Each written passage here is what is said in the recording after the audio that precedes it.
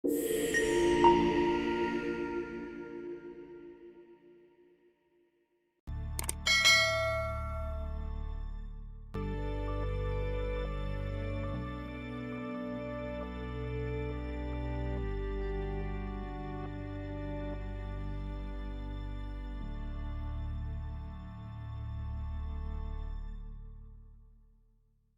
Ibu, saudara-saudari yang terkasih dalam Yesus Kristus, kembali bersama dengan saya, Romo Petrus Yuniarto, CP.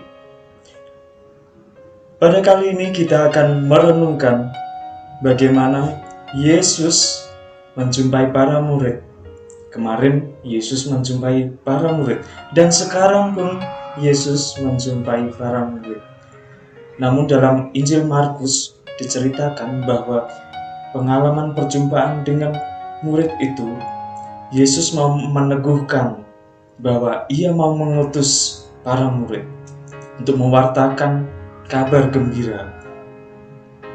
Mereka diminta oleh Yesus untuk mewartakan kabar gembira.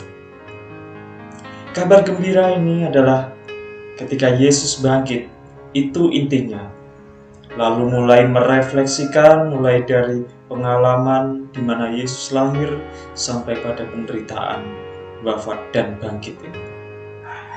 Keseluruhan dari kehidupan Yesus itu ditampakkan dalam seluruh refleksi, di mana ketika Yesus bangkit, Yesus menyatakan diri kepada para murid dan juga meneguhkan tentunya. Bapak Ibu saudara-saudari yang terkasih dalam Yesus Kristus, pewartaan tentang Yesus adalah pewartaan yang tidak mudah. Mengapa tidak mudah? Karena ketika kita mewartakan tentang kebenaran, ternyata banyak yang mungkin menghina, mengejek, mengolok-olok, ataupun merendahkan apa yang kita imani ini. Namun kita tidak perlu berkecil hati.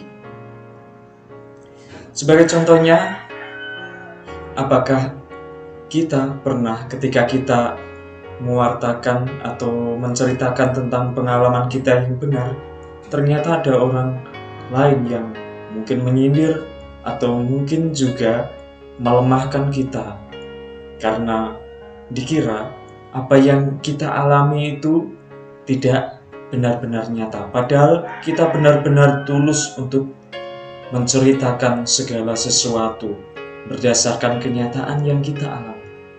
Namun tantangan itu tidak perlu membuat kita berkecil hati, karena Yesus menegaskan bahwa dengan mewartakan kebenaran berarti kita menyatakan suatu kenyataan bahwa inilah keadaan yang sebenarnya, apa yang kita rasakan, pengalaman yang kita alami, dan tentunya didasarkan atas kebenaran yang dasarnya adalah Yesus sendiri, yaitu mengenai kebangkitan ini. Maka dapat kita bandingkan dengan pengalaman para murid, di mana Petrus dan Yohanes ketika menyembuhkan orang, lalu ada tantangannya dari para ahli Taurat, orang tua-tua, di mana mereka sungguh-sungguh ingin menekan Petrus dan Yohanes supaya tidak mewartakan tentang Yesus itu. Namun dengan tegas Petrus menyatakan bahwa apa yang diwartakan itu adalah pewartaan tentang kebenaran, sehingga ia berkata bahwa apa yang dikatakan itu tidak mungkin tidak dikatakan, karena yang dikatakan adalah tentang kebenaran itu. Bapak Ibu saudara-saudari yang terkasih, ketika kita mengalami tantangan mewartakan kebenaran Tuhan, ini harus kita syukuri. Mengapa demikian kita syukuri? Karena ketika kita menyatakan kebenaran dan ada reaksi dari berbagai orang, itu justru semakin warta tentang kebenaran itu semakin diuji. Apakah benar-benar tentang kebenaran secara tulus yang diwartakan, ataukah ada yang lain yang kita wartakan sehingga pewartaan itu sungguh-sungguh tertantang atau tidak? Bapak Ibu saudara-saudari yang terkasih, mengenai pemberitaan Injil atau warta gembira ini, kita perlu melihat konteksnya di zaman Yesus seperti ini. Seperti tadi Petrus dan Yohanes juga ditekan oleh para ahli Taurat dan tua-tua, di mana ketika kita hubungkan dengan konteks saat ini, ketika kita mewartakan dan ada pembulian, ada ejekan, olokan, kita tidak perlu berputus asa. Karena apa? Kita mengingat bahwa emas itu dimurnikan dengan api. Untuk menjadi sesuatu yang berharga, perlu adanya gesekan, perlu adanya tantangan, sehingga membuat hal yang kita wartakan itu benar-benar sungguh bernilai ketika ada kenyataan yang terjadi.